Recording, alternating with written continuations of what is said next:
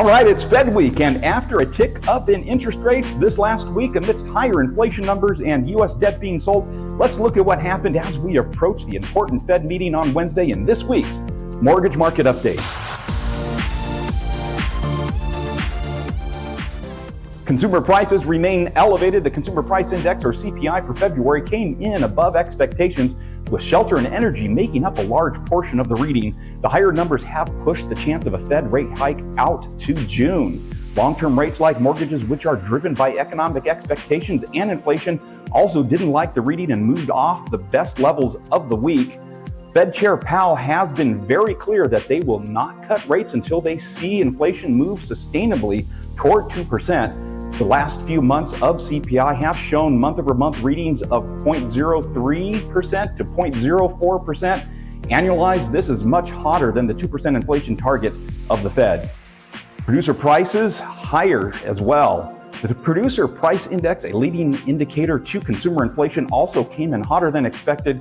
There is some concern here. If it costs more to produce or create goods and services, they are forced to pass on those additional costs to consumers. Weak retail sales. Now, retail sales is an important measure on the health of the economy. Consumer spending makes up 2/3 of economic growth, or GDP. If consumers slow down spending, economic growth slows. Retail sales for February came in below expectations, highlighting the consumer is being cautious and feeling a pinch of inflation. Another sign of inflation's impact on the consumer is when you adjust for retail sales for inflation. Retail sales have been essentially flat for almost 2 years. This means that consumers are just not buying goods and services, they are just paying more.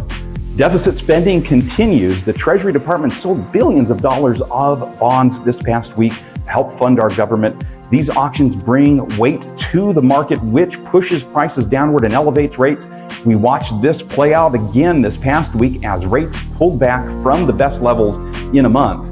The Bank of Japan is ending negative rates. There is growing speculation that the Bank of Japan will be the last country to keep negative rates. This has started to push their yields to the highest levels of the year. As their rates edge higher, it puts pressure on our rates as well here in the U.S. Bottom line, rates are moving sideways to higher on inflation fears and the notion that the Fed will be cutting rates later than anticipated. The 10-year note has a closing high of 4.32% this year. Watch that level carefully as we hit the FOMC meeting on Wednesday.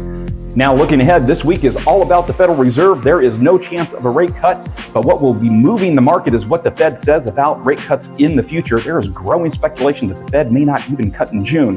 It's this uncertainty that is making for the volatility in the bond market and interest rates. Now, as we wrap things up, here is a peek of a sampling of current mortgage rates. Feel free to hit pause for the details.